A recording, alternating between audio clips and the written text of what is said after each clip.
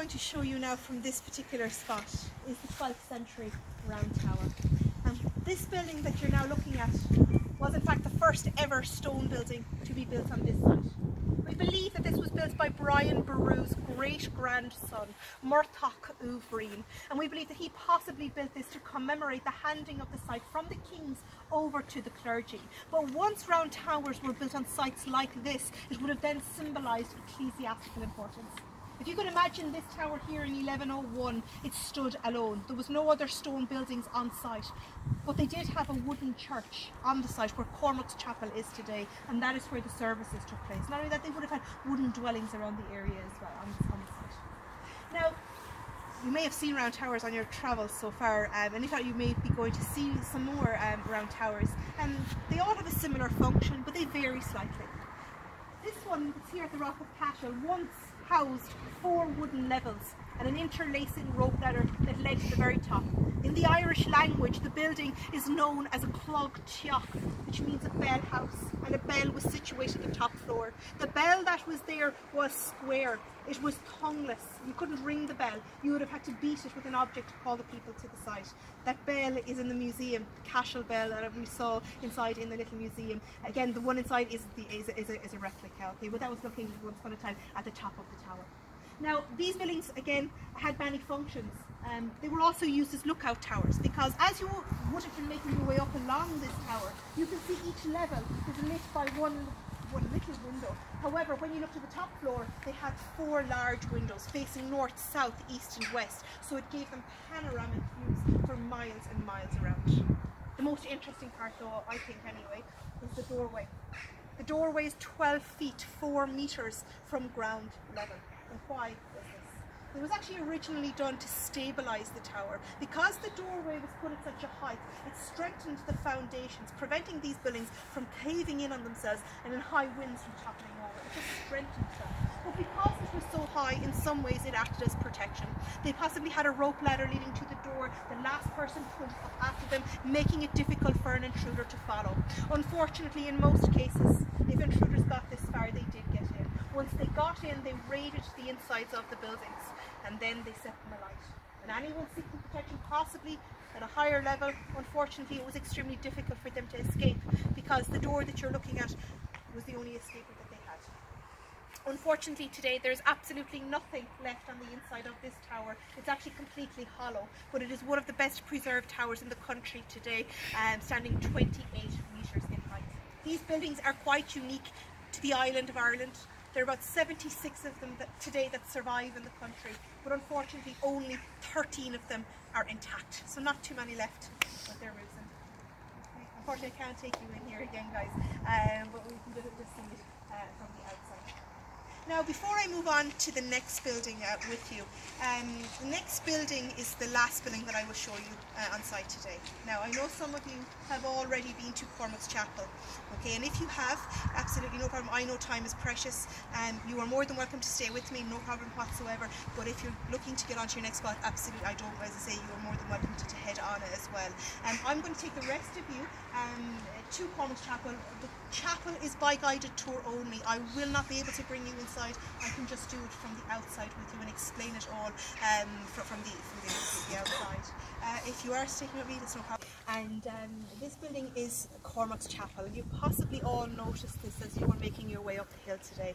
This building that we're now looking at is architecturally one of the most important buildings in the country today. It is built in what we call Hiberno Romanesque style. It was one of the first and finest Romanesque churches to be built in Ireland at the time. It is the only Romanesque church in Ireland in its original state. Now, giving it its full title, Hiberno Romanesque, the Romans never got to Ireland, but they called Ireland Hibernia, the land of perpetual winter, and you can see it's quite a chilly day today, yeah.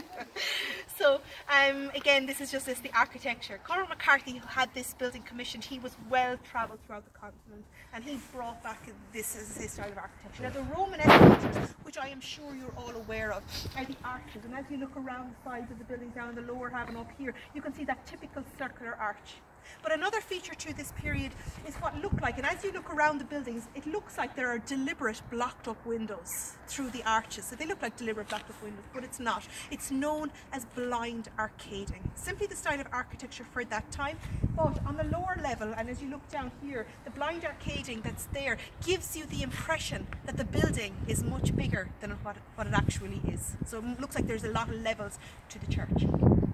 Now, Cormac McCarthy, who had this building commissioned, as I say, he started the building in 1127 and it was consecrated in 1134, taking them several years to complete. It is so different to all other buildings on site. Entirely made from sandstone. The sandstone is not a local stone at all. It actually came from a quarry 14 kilometres from the town of Cashel in the hills of Rossmore and Drumban. You can imagine the manpower that would have taken, because as you look down to the landscape, they had no roads and the landscape was heavily forested, so again it must have taken some effort. Now influences, as I say, came from Europe. There is a sister church to this in Regensburg in Germany, known as St. Jakob. The two buildings are quite similar. The only difference is the one in Regensburg has only one original wall left of their church. They've added to theirs. It's much bigger and is still in use to this day. There is a French influence. As you look down to the doorway, okay, there is a zigzag pattern over the introverted doors. It is a chevron design, a typical French influence.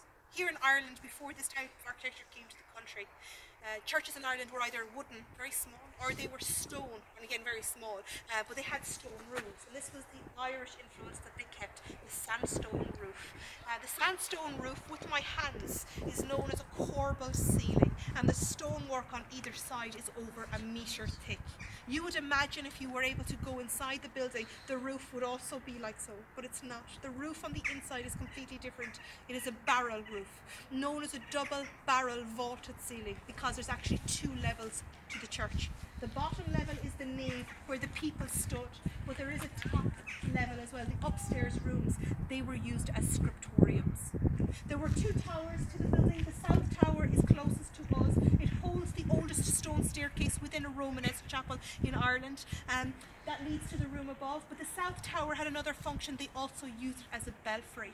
The north tower on the opposite side, and you can even see the tops of the towers are slightly different, but the north side, they use it as a side chapel.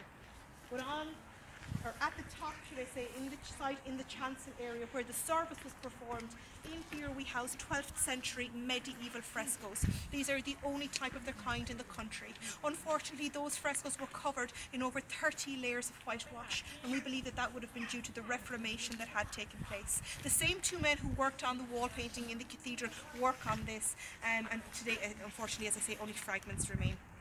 But the fragments that are in there, they're telling us the stories from the early life of Christ. Now the colours that they use, there is a red or a wine colour inside there. It's known as vermilion. It came from a pigment from a stone from Spain. They used gold leaf. Unfortunately, none of that remains, but the glue that stuck it to the ceiling is in there. But the colour that's inside in the building that's most important is the colour blue. It's a rich and royal blue known as lapis lazuli, and it came from a region in Afghanistan, and at the time it was worth more in money than what gold was. So it just indicates to us how rich and powerful the clergy were, and again that no expense was spared. A huge conservation project, as you were probably made aware at reception when you arrived, has taken place, and this is why the building is by guided tour only. Cormac's chapel is made from sandstone. Sandstone is a very soft stone, and it's not really suitable for Irish climate, as you can imagine. Because the roof is sandstone, cracks and capillaries formed, weak points in the building. Rainwater penetrated in through to the walls and in through to the foundations of the building. On the inside there were microbiological organisms growing all around the interior, causing huge damage. In 2009 the state had to come up with a plan. It was either conserve this building for future generations or it was going to be lost forever. So what happened was a scaffolding was erected around this building like a shell. They placed 3 metal roofs over the chapel, and that stood tall for 8.5 years. For the first 4 years they allowed the building to dry out naturally, and then they started to work on the roof. They removed every every single stone from the roof. As they removed them, they numbered them so they knew which stone was being put back where. A waterproof seal went in under them, and as they were replacing the stones, putting them back, unfortunately some of the stones were so badly damaged they couldn't be repaired. They had to be replaced. So about 10% of the stones on the roof have been replaced. About 100,000 litres of water over the 8.5-year period were taken from the building, drained away from the actual walls of the building. And they cleaned it then, and about a year and a half ago the scaffolding was removed to what we're seeing here today. Now, again, I cannot tell you as a staff member because the difference of this building. When I started here in 2005, this building did not look like this. It was a much darker stone, and on the inside there, as I say, there were biological organisms, microbiological, growing all around the interior. And what they had to do was they set up a UV lighting system on the inside. They blasted it for 3 weeks solid, and that actually got rid of all the growths that were forming on the inside. Once the scaffolding was removed about a year and a half ago, it was a free flow system for everybody coming to the site. On a daily basis, in the height of the summer, we get about 3,000 people a day. Last year we got about over 77,000 visitors to the site. Everybody was going in and everybody was coming out. And on a wet day we were going in with our wet clothes and everybody was coming back out. And inside in the building there are monitors, live feeding to Cambridge in England. And what they noticed was that the moisture levels on the inside were beginning to rise quite rapidly. So about 4 or 5 months ago they decided to close it to the public and have it by guided tour only.